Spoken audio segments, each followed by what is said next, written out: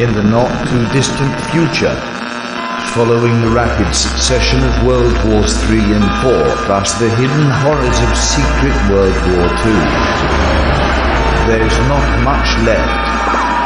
All that remains is a place where folks get together to read and discuss comic books. Sometimes they laugh, sometimes they argue, but they always record and upload their transmissions. You have found one of those transmissions today. Welcome to the last comic shop.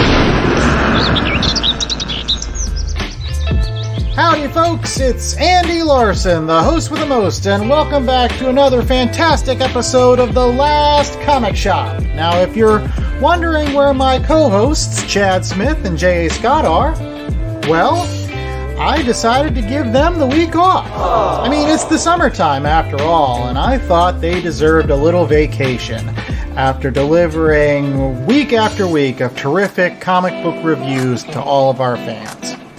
As for the show for this week, I thought since I was stuck minding the store all by my lonesome, it might be a great opportunity to visit the Last Comic Shop archives and see what we could dig up for our fans. So without further ado, let's open up that vault and see what's inside, shall we? Oh boy, I won't lie. It's always a bit creepy walking around this place. It's like you can feel the ghosts haunting it or something.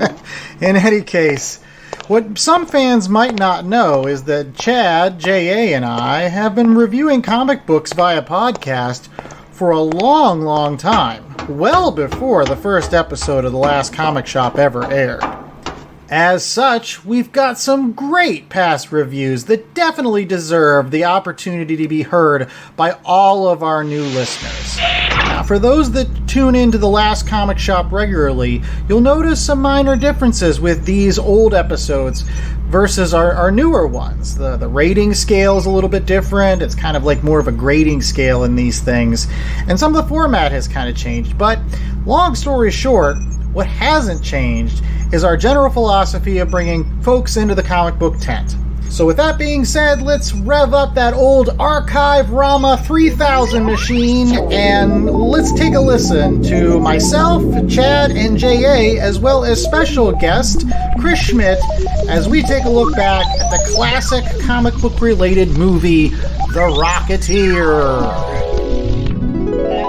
Things that we've missed out a lot on over the past year is the fact that we haven't seen a lot of comic book related movies. And on today's program, we have decided that we're going to alleviate that by going backwards and looking at some comic book related movies that have already been released that you can check out on streaming services, and making sure that not only are we educating you on that movie and maybe touching upon some of your nostalgia, but also proving to you that these movies actually have comic related roots, and make sure that it's not hard to sell it. There's a bunch we missed, and we want to do it because we want to do it, so we're going to do it. That's right.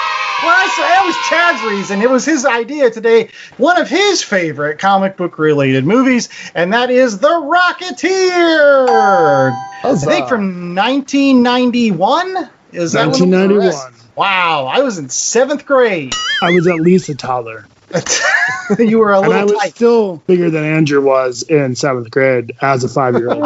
In that case. So yeah, 1991, The Rocketeer came out from the Walt Disney Company, and we're going to be reviewing not only that movie, but the book that inspired it, written by one of the greatest artists I can think of the last, 50 years of comic booking. I'd put him probably in the top 10, and that's Dave Stevens. Who did not too many issues of The Rocketeer, but the issues that he did, my God, is that art gorgeous. That is art that I would look at every single day. And it took him a long time to do those issues. We're talking like years between issues, as we'll get to when we start talking about the comic book. So we're going to kind of start off by at least naming some facts about the movie, because a lot more people know about that. And so we've got my cousin J.A., who's going to give you a rundown the big stars that were in the original Rocketeer. Okay, so we've got some names that probably a lot of people will recognize and some that people won't. The Rocketeer himself was played by Billy Campbell. I actually had to look up Billy Campbell when I saw his name because I didn't realize who he was at first. And I was like, I thought, is he related to Bruce Campbell in some way? Is he a cousin of like Bruce Campbell? Because they kind of still got that square jaw. And I was like, nah, he was nothing. He was on Dynasty or some other show. And I was just like, okay. But who else we got? Jennifer Connelly, the Oscar Award winner. Alan Arkin, always good. And one of my favorite Bonds, Timothy Dalton, playing the villain. Paul Sorvino, going against cast and playing a mob boss. I know, right? And some character actors like Terry O'Quinn plays Howard Hughes. And, he's not a character actor. He was one of the main characters on Lost, for God's sake. That was one of the biggest shows in the last, 20 years. Like, everybody was watching Lost. You didn't know who Locke was? Never saw character actor, my ass. Not one. He was a character actor at the time that he was. Chad brought up an interesting one. What was the guy that you had mentioned? No, yeah, from The Office. Michael Scott's girlfriend, responsible for the awkward dinner party, is one of the singers in the lounge scene. There you go. I don't know what her real life name is, but I was like, that's Jan Levinson. I think the interesting fact I have about some of the casting in this is that at the time, Jennifer Connelly, I think, was only 20 years old when this film was released.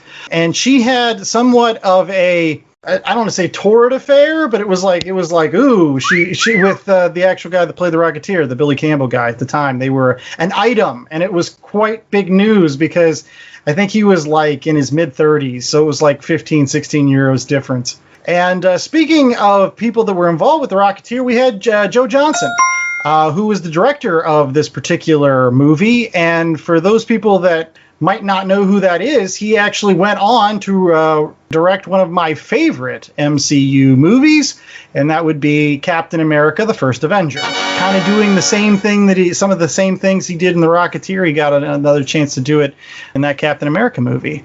So this movie was supposed to be a trilogy. In fact, Dave Stevens sold it to the Disney Company, saying that he wanted to make 3, and they had originally said, yeah, we'll do it, because they wanted to have their Indiana Jones. It was going to be their Indiana Jones. But the big difference, before you go too far, they were going to release it initially through Touchstone, which is where they did their fancy art house and R-rated stuff. And then whenever they changed the plans to kidify it, and they wanted something they could make toys for, that's how we ended up with the solo movie we got. But yeah, one of the reasons that it never did get any sequels is because it only made $43 million. 46, I think it is. And it cost $35 million to make it. So not exactly the box office smash that Disney was expecting or hoping for as one of their big summer blockbusters. And so therefore, it just didn't really have the cachet to deserve sequels in the House of Mouse's eyes. But since then, it's become quite a cult classic, and a lot of folks have very fond memories of The Rocketeer and the unique look of that particular movie.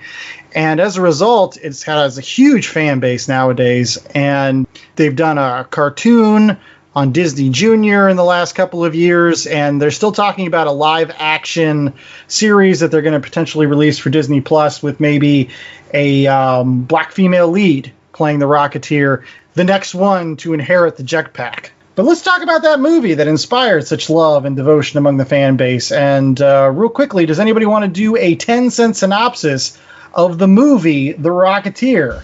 I will do the 10-cent synopsis. So it's 1938, and in Los Angeles, Cliff Secord is a pilot, but he's not doing so well in his life. And the police are chasing some robbers who hide what they have robbed in his plane. It turns out to be the rocket pack. Peavy, who's the engineer and helps him fix his planes when he breaks them, discover the rocket pack and test it out, and it turns out that it's this top secret U.S. military rocket pack that's going to help them win the war, even though in 1938 U.S. was not about the war at all. I digress. Almost. They were getting there. While they're having their shenanigans with the rocket pack, Cliff's also having issues in his love life because his girlfriend is an aspiring movie star and is suddenly has taken the eye of Neville Sinclair, who is a very roguish actor who also turns out to be a hidden secret Nazi agent looking to recover the rocket pack because this is going to be Hitler's grand plan to invade America. Spoilers, kids. They're 40 years old or 30 years old, but they're spoilers nonetheless. Carry on. Neville Sinclair, in discovering that Cliff Secord is the Rocketeer, starts to woo his girlfriend in an attempt to gain the rocket from... I've lost it now. They get into some fights. There's some henchmen get thrown off zeppelins. All right. I as well can't struggle with these 10-cent synopsis. Long story short, there's a big fight on a zeppelin, and there's a big dude with a long face called Lothar, who's like, he splits their spines. And J.A. might recognize that that's actually a play on an older actor from the 1930s called Rondo Hatton, who showed up in a Mystery Science Theater 3000 episode called The Brute Man. He actually was born with one of that big, long, elongated face and a kind of a big stature build. So he looked like a kind of like a monster. So they would put him in a lot of movies in the 1930s to kind of play that up. So but did he fold people like suitcases? Because that freaked me out when the legs were above and they shouldn't have been where the head was. And I don't think he was just an actor. I don't think he really did that. But I think at least in The Brute Man, he murdered people, if I remember the Mystery Science Theater 3000 movie that they did. Chris, you're the youngest among us. And you, before the show, said that you had not seen this movie in quite some time. So, initial thoughts of rewatching the movie, The Rocketeer. I think it was maybe 8 the last time I saw it. So that's a good 26 years, give or take. I remember it fondly. I remember loving the movie when it was on. It's not like something I had that I was watch all the time, but when it was on, I was like glued. It was almost as good as The Princess Bride to me. It has a little bit of everything. That's all I'm saying. Princess Bride's still better, but I digress. Rewatching it, all I could do is make fun of the characters and how like stereotypical they are and how campy like some of the sequences are. When like the very first sequence where our hero tries to save his older pilot friend, like both in the comic book and in the movie, I don't know how to take that guy seriously. Like he flies into the plane or he gets hit by the wing. He's got a rocket pack. He's never used a rocket pack before. He's not going to be an expert at rocketeering the first time. I don't want him to be I don't want him to be like, oh, this is second nature.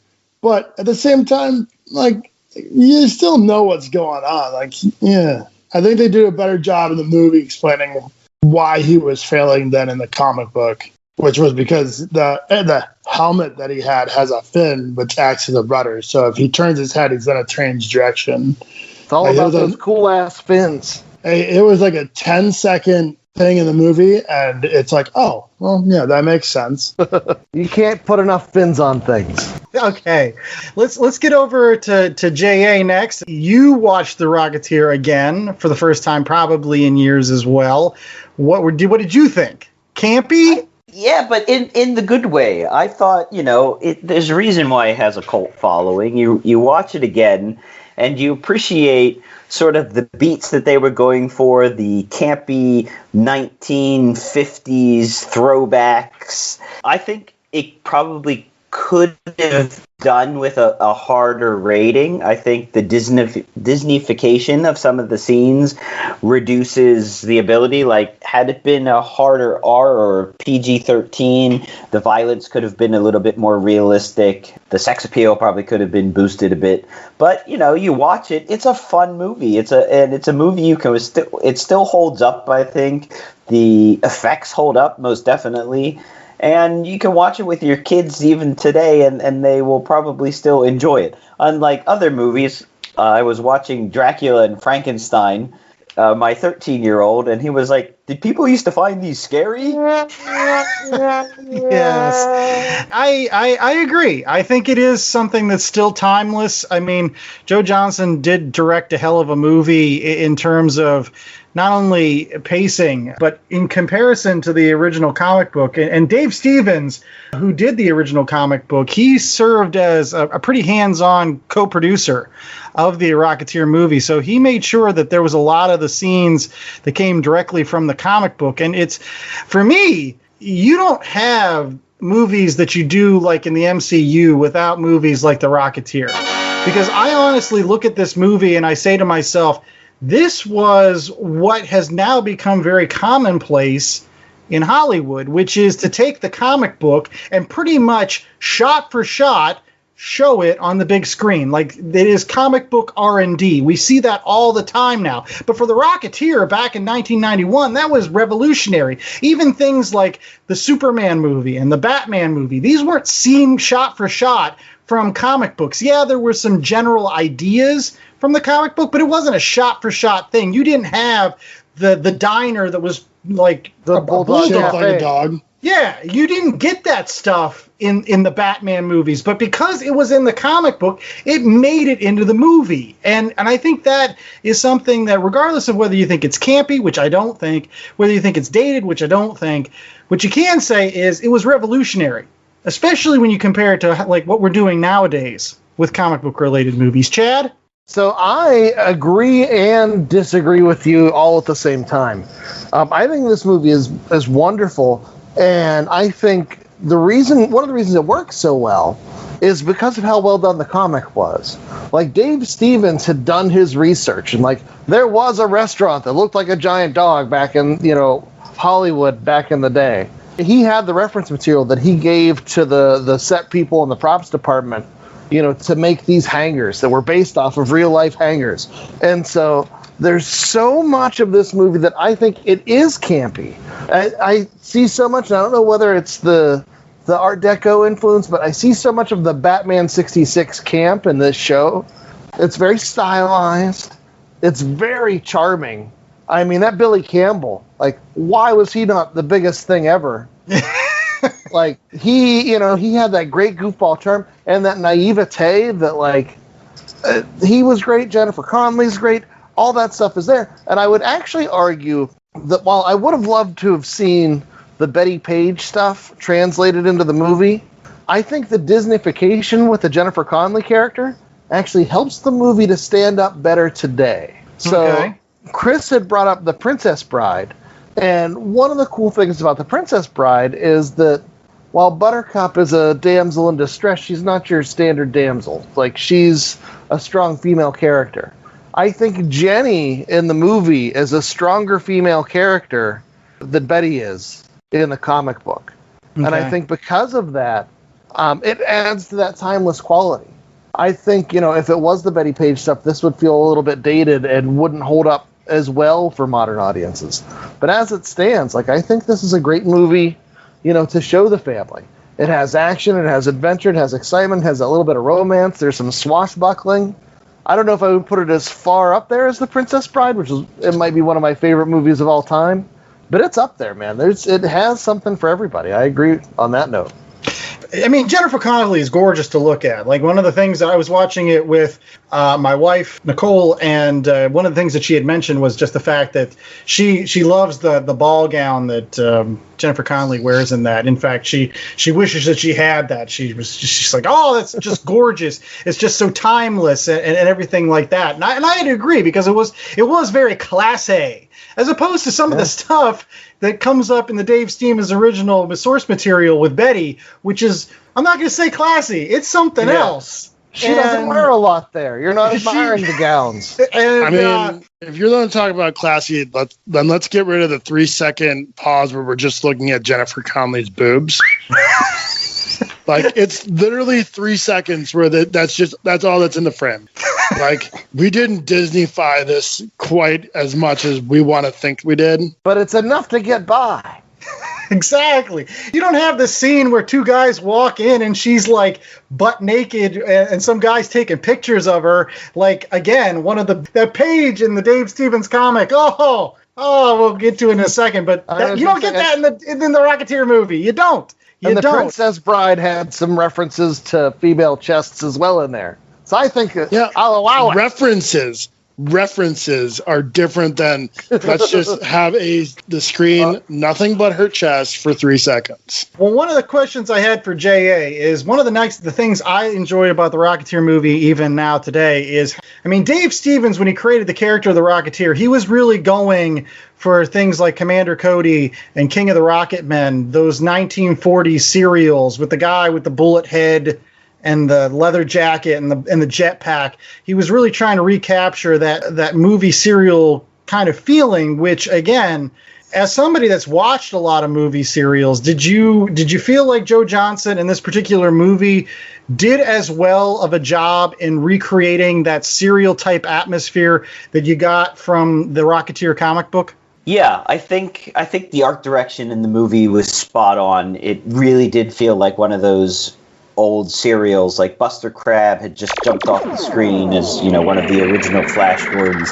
I think what makes it is that in those old serials, while there's the element of danger and you don't know how the hero is going to overcome it, you're never in fear that the hero is going to either have to sacrifice his morals or will ever be in complete danger. I think that's what made the serials fun. The good guy was always the good guy. There was no real moral dilemmas on who the good guy was. And you knew that he was going to overcome the issues. You just didn't know how he was going to overcome it. And usually he would overcome it with some swashbucklingness or action forthrightness. That's what goes into making people say it's campy, right? Because you lose that element of danger, I think, sort of moral ambiguity that plays well in, say, like the modern Batman movies, where you're not quite sure if Batman's on the level or what he's going to do. You always knew that Cliff Secord was going to be the upright, true blue, Captain America type. Okay. The one other question that I had for you as a longtime fan of the Indiana Jones movies is there's a lot of similarities between the Rocketeer and the Indiana Jones movies. In fact, you could tell that that's what Walt Disney was trying to do. They were like, yeah, those are super popular and we're going to cash in on some of that, those Indiana Jones bucks. The question I have is, do you feel like at all the original Rocketeer movie is somewhat of a ripoff? The Nazis being the bad guys and some of the death-defying escapes and things like that? Were they just trying to really, in some ways, rip off the Indiana Jones, or do you think it's different enough? I think it's different enough because the heroes are different enough. Yeah, you're going up against Nazis. I think that was actually probably the problem with the Rocketeer. So Indiana Jones is one man who had a whip and a gun going up against, the might of the Third Reich. In the Rocketeer, it's a guy with a rocket pack that nobody else has going up against a secret agent / movie star and his bodyguard. Yeah. So he never really fights off against the Nazis. He fights off against Nazi stooges. Oh, I got to say Nazi stooges. That sounds awesome. All right. Chad, your thoughts on that? I don't see it as much as a ripoff. And this is going to sound terrible. This was the watered down version. Okay. I remember being a kid and being absolutely traumatized by Indiana Jones. And when the guy reaches in and pulls out the still beating heart and holds it before the dude right before he dies, that's permanently etched into my brain, even though I remember character names. There was nothing that traumatic in here, but everything was played up for fun. And, even when terrible things happen, even when the bad guy, explodes in the rocket pack, even that has a little bit of silliness to it. Indiana Jones would take itself more seriously, and I think the Rocketeer was just, it was a lighter version, light enough to be its own thing. Okay. Chris, do you think that ultimately hurt the movie at all? Being a little bit of a lighter version, do you feel like, I think some people have alluded to this, Jay in particular, if the movie had been a little darker, a little more mature, it would have worked better? I mean, I guess this all has to depend on what your audience is. With you guys all having kids of various ages versus me who doesn't have any kids, I want something darker. The Dark Knight series I thought was probably one of the best superhero series ever because of its being so dark. But if I had an 8-year-old or a 6-year-old, this is the movie I'd want to show them. like trying to get them into like comic book movies. Like this is, serious enough where they understand danger is like where the danger is, but there's nothing that's going to be etched in your mind, like the still beating heart. But like I said, like a 6-year-old, an 8-year-old probably would find it really fun. Well, we're going to get final grade on The Rocketeer before we go on to a commercial break. But also with final grade, most memorable scene from the Rocketeer movie. We'll go around. We'll start with J.A. with final grade as well as most memorable scene in your opinion. Okay, I'm going to go with it's a strong B. Fun movie, campy, holds up well. Could rewatch it every year if I wanted to. Not a lot of slowdowns. Just a fun, good superhero movie before there weren't a lot of superhero movies, which you alluded to, and I think doesn't get enough play because, in this day and age when every second movie is a superhero movie, this was made at a time when superhero movies weren't getting funded or financed. So that, I think, has a lot going for it. And then standout scene, I think it's not in the comic book. I was surprised because this is later in the movie where it started to diverge from the series, but it looks like it's straight off a comic book, is that shot where he's going after Neville Sinclair and he's got the Luger in his hand and he's about to take off to go after the Zeppelin, and he stands up and the American flag is in the background and he's standing there and looking to the side and it looks like a comic book poster. It's awesome. That was like the closing scene of the commercial they would have on television. They'd be like, "It's the Rocketeer," and then it was like coming to theaters. And it was just like, "Oh, look at that!" Yeah, I kudos to that, Chad. Sorry, I don't know if I've praised this movie enough. I've loved it since it came out. It's not serious. It's not something that, you need a lot to digest it. It's just a fun popcorn movie that is easily accessible and you can share. And like I said, it just has such charm. I can't help but love it. So it's definitely an A movie for me. As far as any particular scene goes, it was any scene with that jacket. I want that jacket. Like Nicole wanted the gown. I just wanted to wear that leather jacket with a little flappy thing in front and look badass. Like, how great was that outfit? Wait, my question on the jacket, because it had buttons down both sides. If you unbutton both sides, does then the middle of the jacket just fall away and you basically have this little vest with no front? Well, no, there's a jacket in there. And, like, sometimes you could fold one of the flaps down a little bit. You get, like, that 1/3 fold look, which is also badass. No, the helmet is super cool. Don't get me wrong. I love the helmet.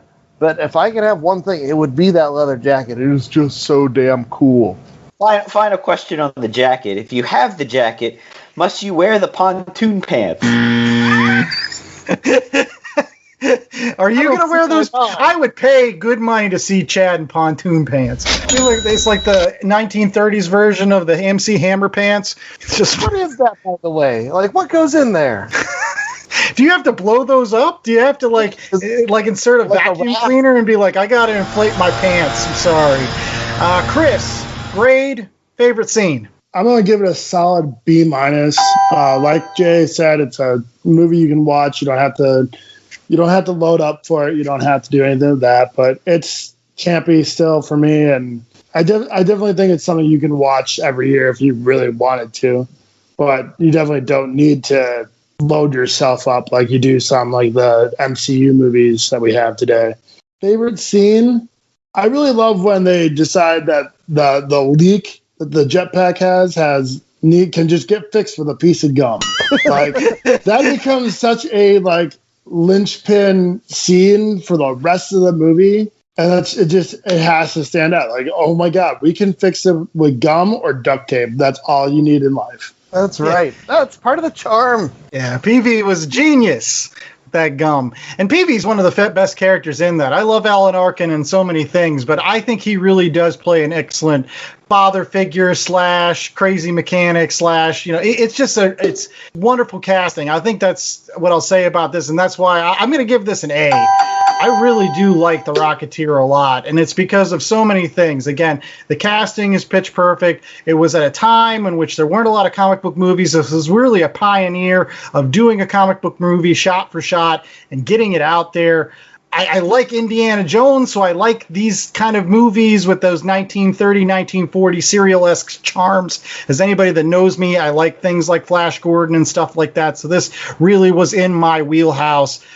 You know, it's not an A+ because they didn't give me a sequel. And as we get to in the comic books, I actually like the second series of The Rocketeer more than the first one. I typically usually like the sequels after you get the origin story out of the way and you can just kind of move forward with the character as being kind of that cool guy. But honestly, my favorite scene, and it's real weird, it's when Howard Hughes shows everybody involved what would happen if the Nazis got the X3 Cirrus jetpack. And they have that awesome, classic, almost Disney-esque animation of the Third Reich strapping on the jetpacks and flying across to America.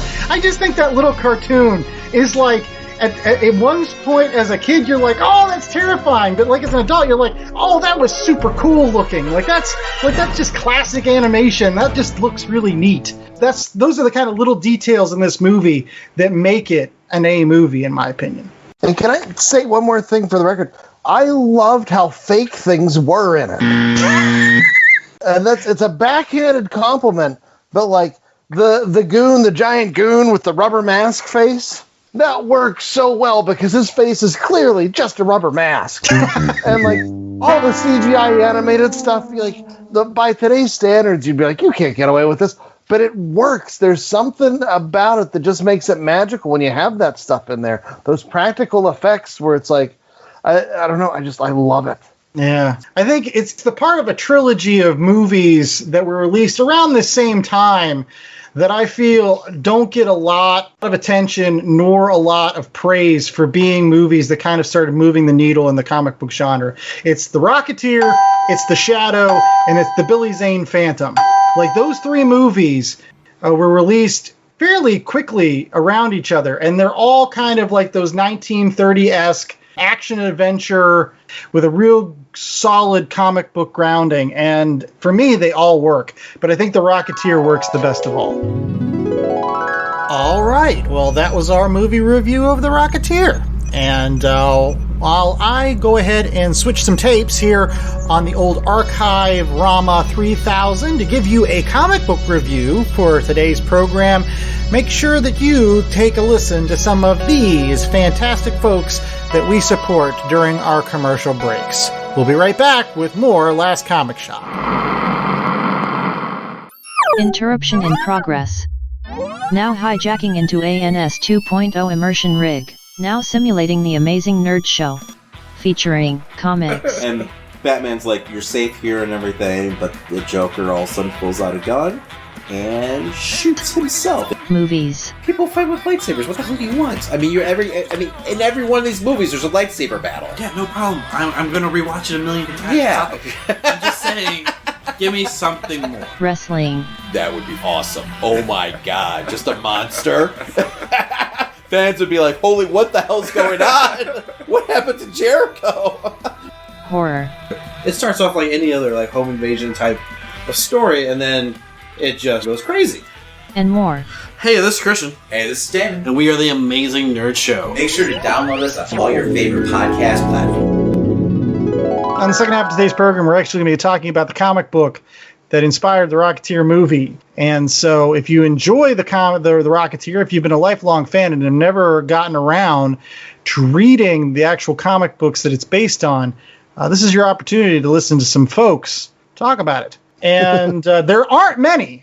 And that's the first thing I'm going to say about the Rocketeer comic book. I think first Rocketeer series is like 5 chapters. But then from there's only another 3-issue storyline that was released a couple years later.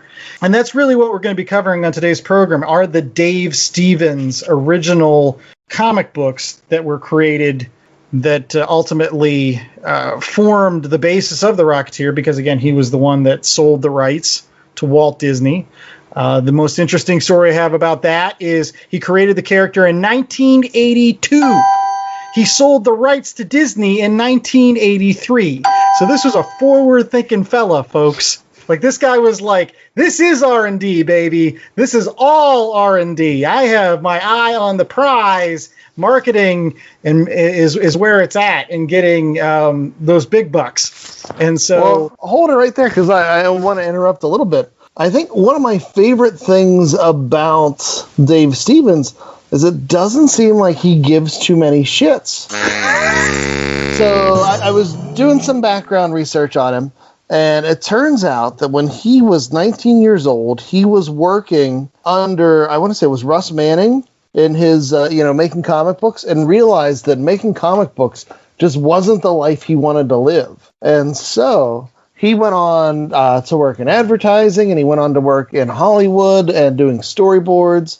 And then this whole Rocketeer thing, like, he started just doing some backup pages to help out some folks that needed some stuff done, as opposed to somebody that would, have a hit and be like, yeah, this is what I want to do from now on. Instead, he protected it, and he tried to make sure that it was, had artistic merit and wasn't totally sold out. So I don't want it to sound like, he didn't care at all whatsoever. But he just wasn't interested in doing a whole lot of it. He's like, this is hard work. I'll do this for fun when I want, but I'm not going to do it all the time.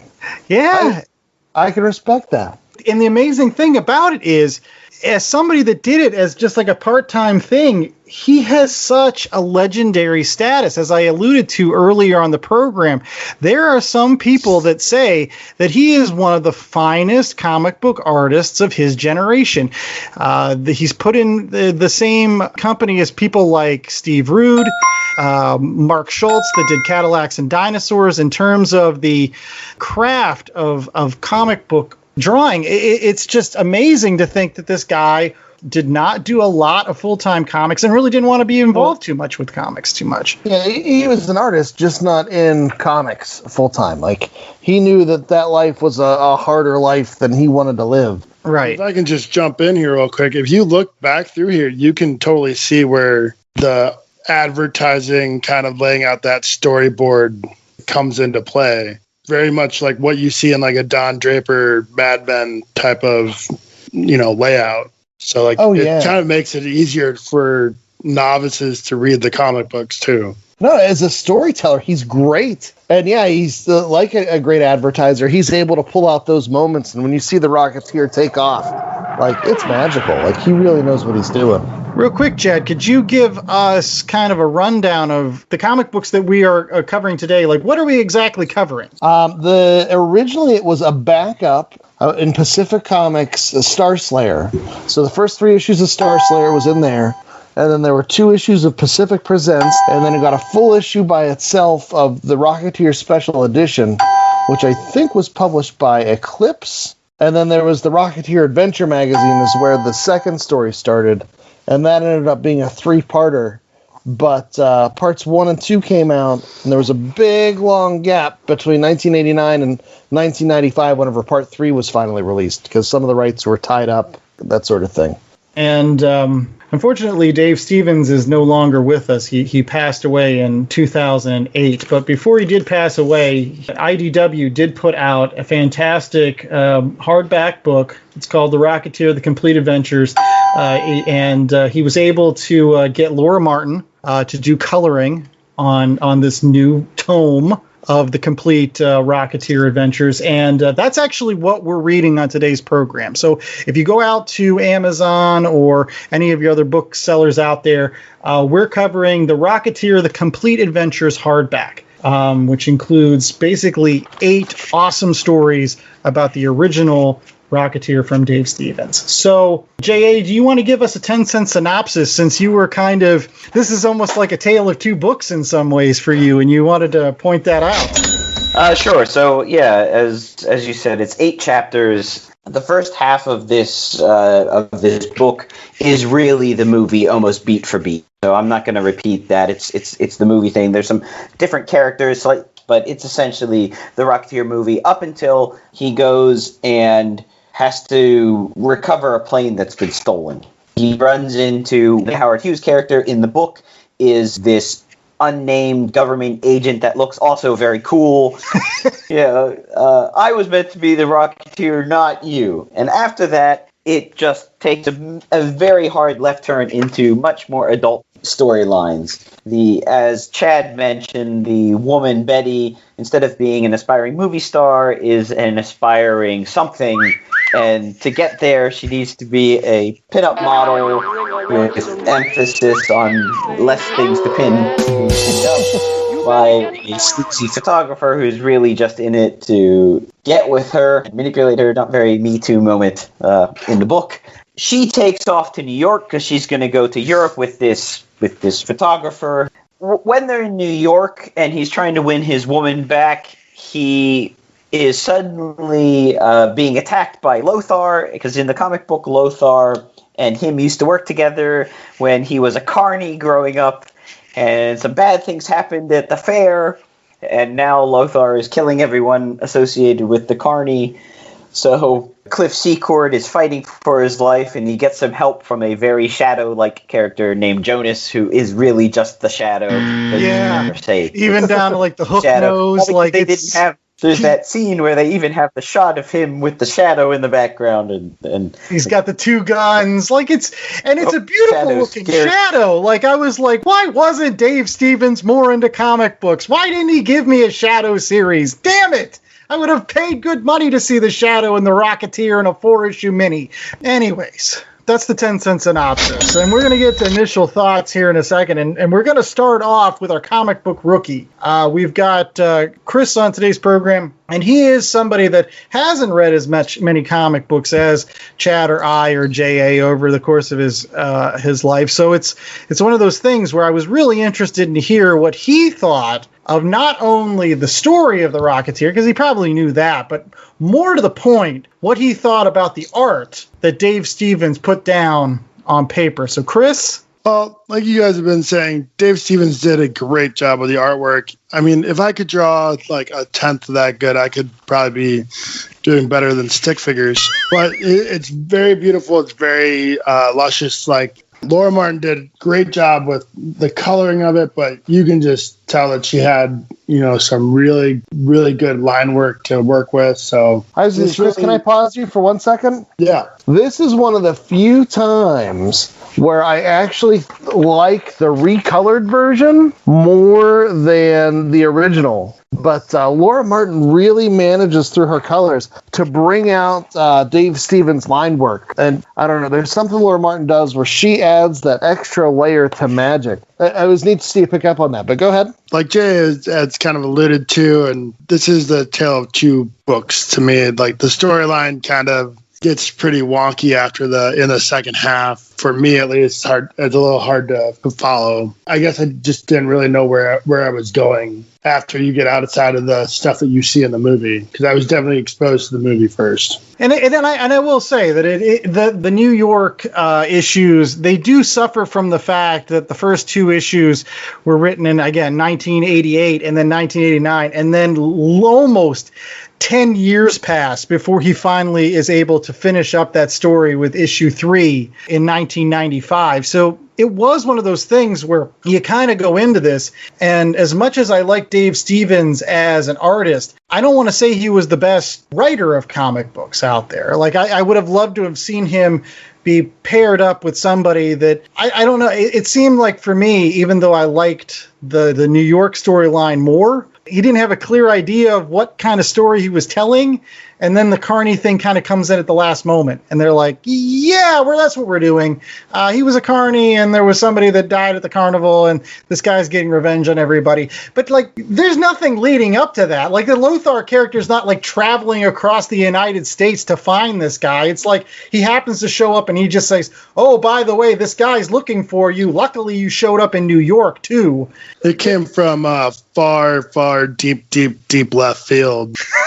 I'm not even in the parking lot at this point. Yeah, because sincerely, the only reason he goes to New York is to get Betty back, right? So, like, he gets there, and then it's just like, well, shit, I'm here. I got to tell a story. All right, fine. I'll introduce the Shadow character. That's fine. That's understandable.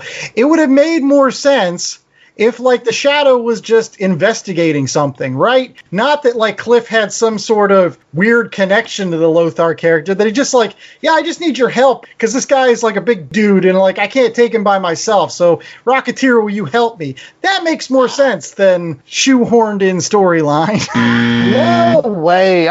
Listen, that's all part of the charm of this.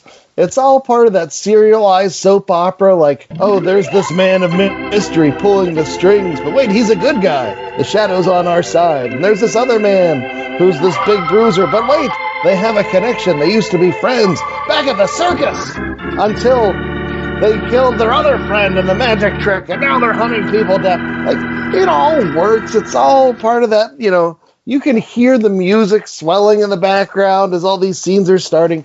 I don't know. You just know that had they had more time and more issues, it would have turned out that Betty and Cliff are actually brothers and sisters separated at birth. Oh, absolutely. The farther this series would have gone, the deeper it would have gotten. You would have needed to have the Rocketeer's boots and fancy pants to survive and make your way through all this stuff. Okay. J.A., was this the first time you've read the comic book? It is the first time I've read this comic book. I did read the comic adaptation of the movie. Ooh. Drawn by Russ Heath. I wasn't ready for the sharp turn in the New York scenes. It's much different than the movie, but I liked it. I didn't love it. I thought some of it was a bit forced, and now that I know the backstory about all the years between issues 2 and 3, that makes a bit more sense. It felt kind of disjointed here and there. I don't know if I love the Shadow character or not. He's obviously the Shadow. They even make not even a hint, wink, wink. It pretty much just comes out into, I'll stick to him like a shadow.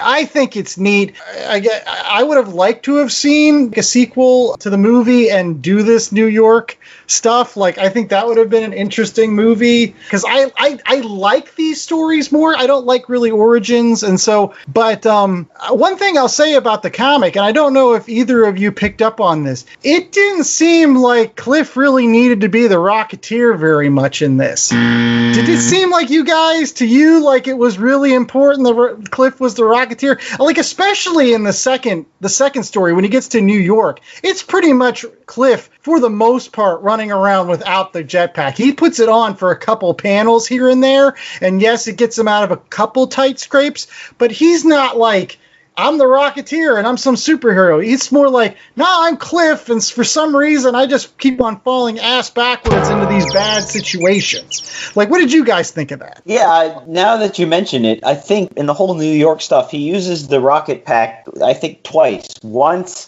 to escape from bad guys, so it takes the place of like jumping on the hood of a car. And then once at the end in the big final fight, where he essentially tries to get out of burning down or something.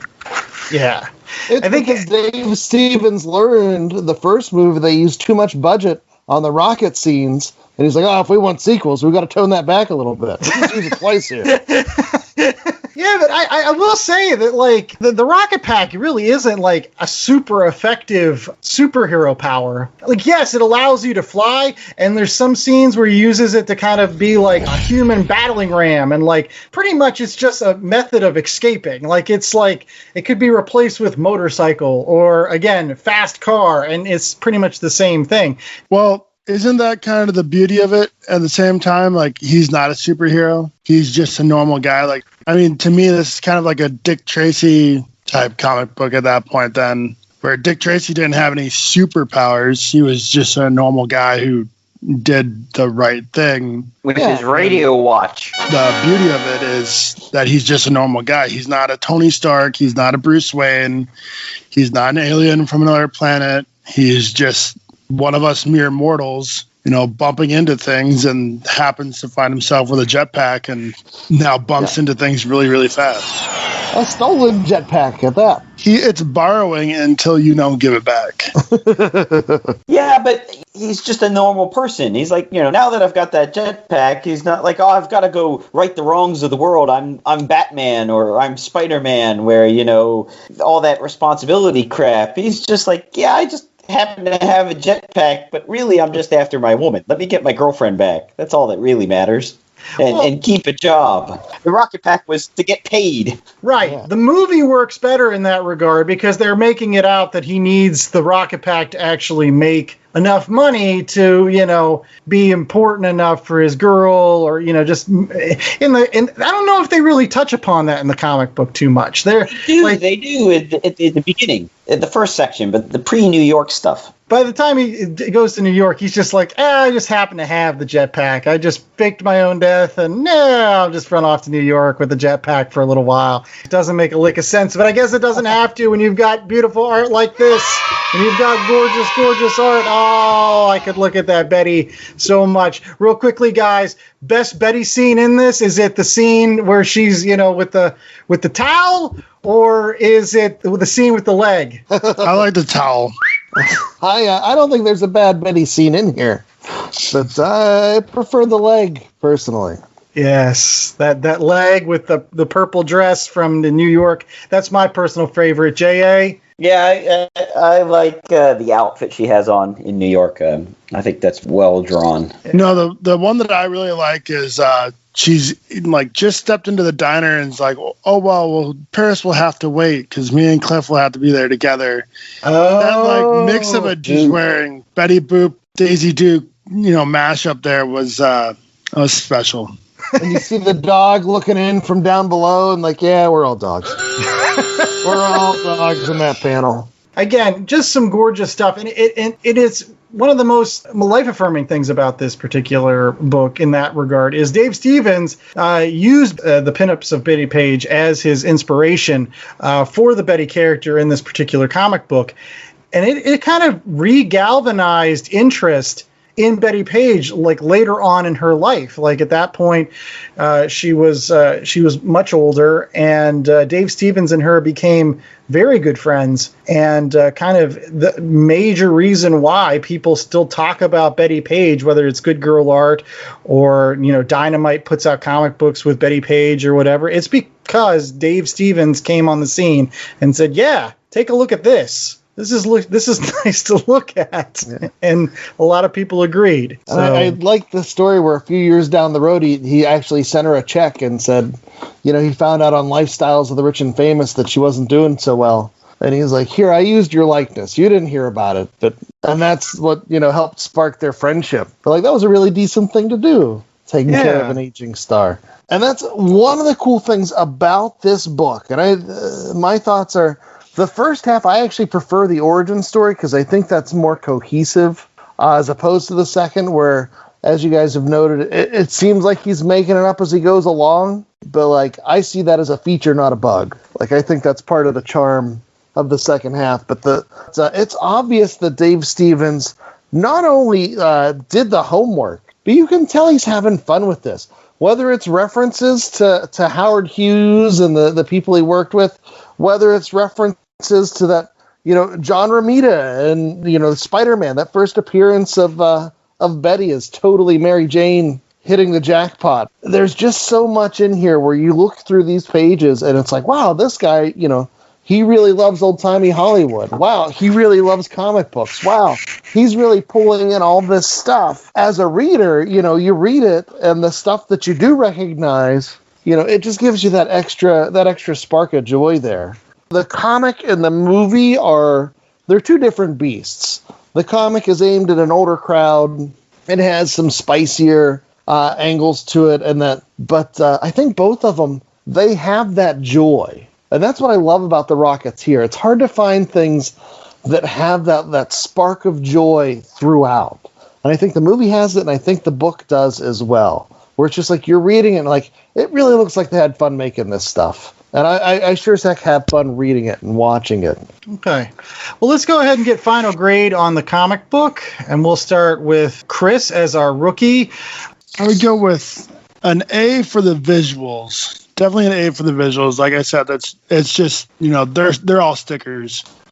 But a C minus for the story because it does get away from it. I do like the origin story. I would have liked to see a little bit more of the second half sussed out. So overall, I'm giving it a C+. Wow. So I'm a harsh critic. the story brought it down quite considerably. I guess my last question to you, Chris, is not somebody that hasn't read a lot of comic books. Is this one of the nicer art books in terms of art that you've seen? Yeah, it's definitely one of the nicer ones. Like I said, it's definitely an A on the art. But for me, like I'm such more of a literary reader that if you don't have a good story, it doesn't matter like how great the art is. I want the story there. Like that's what I'm there for. All right, Chad. I know you just gushed about this book a lot. What did you want to grade it? So I can agree with Chris that the story, especially in the second half, wasn't as strong. I thought the origin actually was really well done, and I could see where, he could have taken this to Hollywood and be like, here's your movie right here, storyboarded out and everything. Once I factor in, though, the storytelling with the art, and the art is just so beautiful, and the women are beautiful, and the men are cool, and just everything works. I don't give a damn about the story. And there's so many little things like that are just fun anyway. And, it's not serious. It's meant to be a little bit silly. It's meant to, I don't see camp as a bad thing. I love it. I think this whole thing, the comic is better than the movie, in my opinion. I give the whole thing an A+. Okay. Jay. So I do agree that, the New York story is not as fully fleshed out as the first part. But I also think that by the end of it, I wanted to read more. So to me, that is, perfect example of a good book. Something that I get to the end and I was like, oh man, is that it? Oh, there's no more issues. I want more. I wanted more story. So the fact that I want to keep reading tells me that I was really enjoying it. So I would say the art overall, it gets maybe a slight minus because the New York stories aren't quite as good as the setup, but love the characters, love where it diverges from the movie. I'm going to give this an A-. So the book rates higher to me than the movie. And just one last thing to add, because I found this on BettyPage.com, and I love this little take on the character. So they wrote about, the Rocketeer and how Betty Page played into some of the building of that character of Betty from the book. And they're talking about, unfortunately, Betty Page's image was overlooked in casting. The character of the Rocketeer's girlfriend, played by Jennifer Connelly, was changed to that of a 1930s girl next door type. The truth is, Betty Page is the girl everyone wishes was next door. Indeed. That's kind of how I see the comic. The comic is what everyone wishes the movie was. No, that's a good point. And I think that kind of, again, is a throwback to what you said earlier, that you wish that it had been maybe PG-13 at the very least, so that they could have added a little more of that sauce, a little bit of that spice that does make this particular comic book of the Rocketeer, it's an A+ for me. This is the reason why I read comics, is to read comic books like the Rocketeer. Not only is it fantastic art, but it's a lot of fun. It's kind of like an adult cartoon a little bit in some ways. Like if you see some of the artwork that's in here, like you get a lot of the poof when somebody gets elbowed in the ribs or something, kind of that over exaggerated toon-esque drawing, which also at the same time looks very realistic. So it's like a really nice dichotomy in the art between something that's very, again, cartoony, but at the same time just gorgeous to look at and very, very adult, especially with Betty. Oh man, as somebody that likes good girl art, this is a major reason why I've been wanting to do this book. People that can do good girl art, they're very near and dear to my heart. And but I think this is just more than that. I know that a lot of people have been ragging on those New York issues, even though I said the story doesn't make a lick of sense. I liked it more than I liked the origin story, just simply because I liked the Shadow. Again, I thought to myself, I would love to see a Shadow Rocketeer 4-parter. That should have happened. And to J.A.'s point, when I got to the end of that New York adventure, that issue 3, I wanted so much more. I was like, why didn't we get 50, 60 issues of this Rocketeer? It could have been one of the best comic books ever. Instead, it's just a tantalizing glimpse of what we could have had. As with so many other really great artists out there, like Mark Schultz's Cadillacs and Dinosaurs, which I'm a big fan of, that only ran for, I think like 12, 13, 14 issues before it ended. And so some of these things, they're gone before they should have been. And so it's still an A+, but there's a lot of regret for me because I'm like, I wish I could have had more Rocketeer, whether it was in the movies, whether it was in the comic books. I just wish that this property had been given the a little more substance in terms of stories, so that you could pick and choose what were the best ones instead of just like, here's a handful of issues. I was going to say, too, you do have like the folks at IDW picking up where Dave Stevens left off. And, people like Mark Waid and Mike Allred and Kurt Busiek have all worked on Rocketeer Tales. They have those awesome Alex Ross covers. And so there is more out there, but there's nothing like the original thing. And that's the thing. Like, when you think about it with the fact that this particular book basically ran from like 1982, which when the first issues came out, to 1995. And we got like pretty much like almost like 8 little stories, but the quality never dips. Like, it is, you look at it from the first issue to the last issue that Dave Stevens drew, and it looks the same. Like, it is still high quality stuff. So he could have made a lot more Rocketeer and could continue to, and it's just, I understand why he didn't. It wasn't his thing. It wasn't his bag in the end, but gosh, as a comic book fan, I would have loved to have gotten more. One thing where I think the movie did itself better than the comic is, and they even made an homage to it in the movie, is the actual rocket pack. I thought the movie rocket pack is much better than the drawn rocket pack from the comic book. I mean, the drawn rocket pack on the comic book looks like an old vacuum cleaner. It's one singular monopod vacuum cleaner that he strapped on his back. And in the movie, it's got 2 twin jet engines, and it's that much cooler and that much more kind of sort of retro 1930s design. And what makes the movie Rocket Pack go? Just a little bit of gum. Just a little bit of bubble gum makes it and all, alcohol. Okay, that's why it burns cold and doesn't get so hot. He's burning pure booze in that thing. It's a party pack on his back. All right, well, that's all the time we had for the Last Comic Shop this week. I hope you enjoyed our little trip back into the Last Comic Shop podcast archives, but make sure that you always listen to our podcast over at www.lastcomicshoppodcast.com. It's a terrific place where you can find all of our past episodes that have actually aired on this show or some of these other Last Comic Shop podcast archive episodes that we might have in future. You can rate, review, and subscribe at Apple Podcasts, Google Play, Stitcher, Spotify, iHeartRadio, TuneIn, YouTube, CastBox, Amazon Podcasts, and a variety of other podcasting platforms. Also, make sure that you check out all of our fantastic merch over at our website, like t-shirts and hoodies and coffee mugs and Archive Rama 3000s. No, we don't sell those. But in any case, until next week, folks, stay safe, stay sheltered, and remember to just enjoy your summertime. That's what I'm going to do. I think it's about time I got out there and started enjoying some of this vacation time myself.